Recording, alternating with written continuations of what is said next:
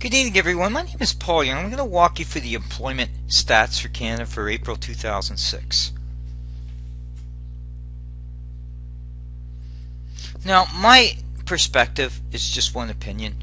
You're more than apt to go look at Stats Canada sites, look at BMO, Scotiabank, or RBC, different sites to get a perspective of what's happening in the employment market from coast to coast, whether it's the provinces or whether it's down to the urbanized areas, to get a perspective of what's going on with the sectors.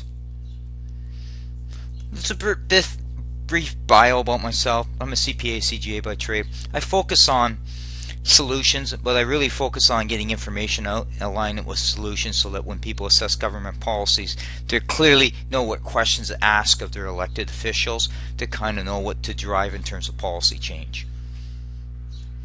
I'll talk about a summary of the stats. I'll get into a little bit of a sector analysis, and I'll bring in some key quotes. So if we look at the overall flavor, Canada lost about 2,100 jobs in the month of April. It's a small amount.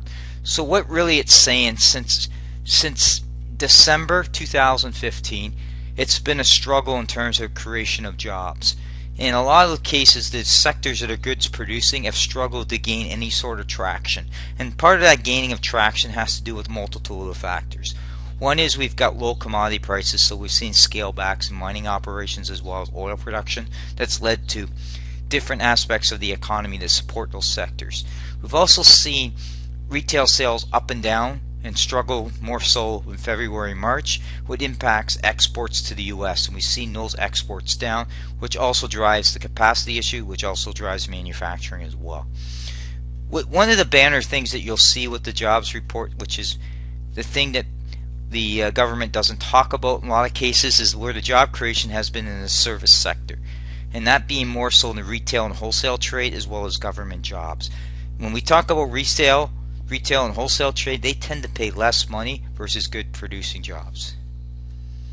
Here's a little bit of looking at the analysis. What I did is I compared since December 2015 to April. So at the beginning of December, basically we had 18 million people working. We've now have 18,041,000 working. So we've gained 32,000 net jobs over 4 months. So that's roughly anemic growth, about 8,000 jobs a month. Now if you pull back the onion to get the peel to get to the onion, you're going to see a couple of factors here. 86,000 of those jobs have been in the service sector, and they've been led by a lot of cases by the trade, retail trade, and the wholesale trade. Okay, so that supports strong retail sales market and expansion and distribution. But what it doesn't support is when we get into the goods producing side, where we've seen losses in manufacturing, losing in agricultural as well as forestry, and even the oil sands. But we have seen an uptick in construction. Part of that's to do with a mild winter, but we're also seeing investments in infrastructure like transit projects that have led to construction, as well as housing starts are relatively still strong. So there are some key sectors indicators here as you look at certain things in terms of retrospect, and that's what you're seeing at the far right hand side in terms of the comments, what's happening over and over in the various sectors. So it's something to bear in mind as we move forward.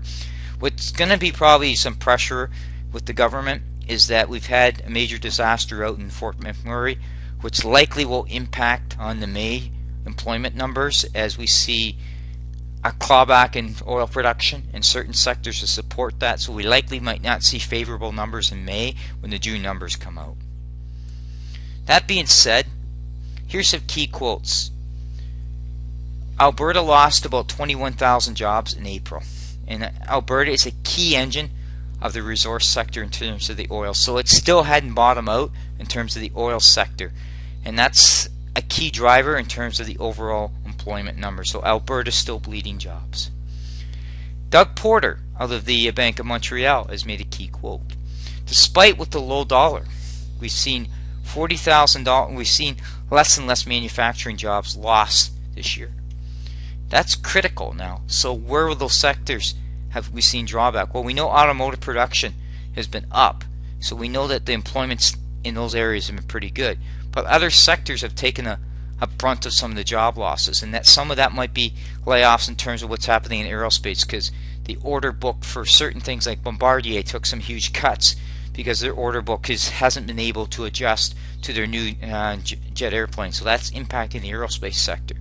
We've seen issues in terms of consolidation of production in food processing, where announcements have been made in terms of consolidation, whether that's in the dairy industry in Quebec, or whether that's in food processing plants through Maple Leaf Foods and other plants. We've seen consolidation happen. Okay, so that being said, where the bulk of these jobs we're seeing, half of those jobs are still being lost out west. So then we're seeing basically 18% less people working manufacturing in the prairie provinces. Now, are there some upticks? Yes, transportation still seems to be reasonably strong, and that's when you get into the buses, the automotive production. That seemed to be key strong. But what doesn't tell you is some of the jobs that have been lost also have to do with green technology, where we're seeing less and less wind turbine projects doing, because those projects have come to end of life. There's no new projects being built yet, so there's a little bit of cutback in those areas. So when you look at these numbers, you really need to take a holistic view, understand sector by sector what's going on. We're going through a period of slow economic growth. Despite what the government has said, this economic growth has been going on for the past decade or so. Do we see an uptick? Well, it's all going to be driven by the global demand. And we're not seeing a pent-up global demand for Canadian goods and services.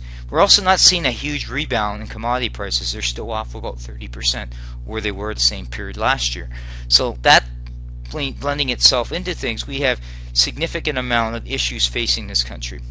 Now what's going to happen going forward is a couple things. Is we've got multiple angles happening here. The federal government has decided to put some sort of stimulus in play. Well, how that stimulus works out, nobody will really know until the money starts flowing through the system. Some of that money is geared to transportation projects like subways, bus lines, and all that which will help move people around. But not much. There's not enough going into pipeline expansions or anything to move goods to market, which impact exports. So some of these trends that you're watching, you need to watch how these government policies will come into play and how they'll impact the overall job creation.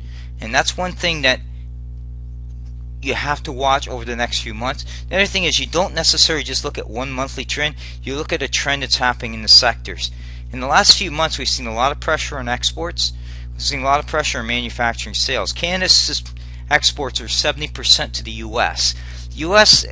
retail sales haven't been growing at a huge pace. That impacts exports. So it's something to bear in mind. The other thing too is we're still seeing a glut with oil production, which will impact oil production in Canada, which impacts oil exports as well. So you need to look at each sector to see what's going on to kind of make your own conclusion. Thank you.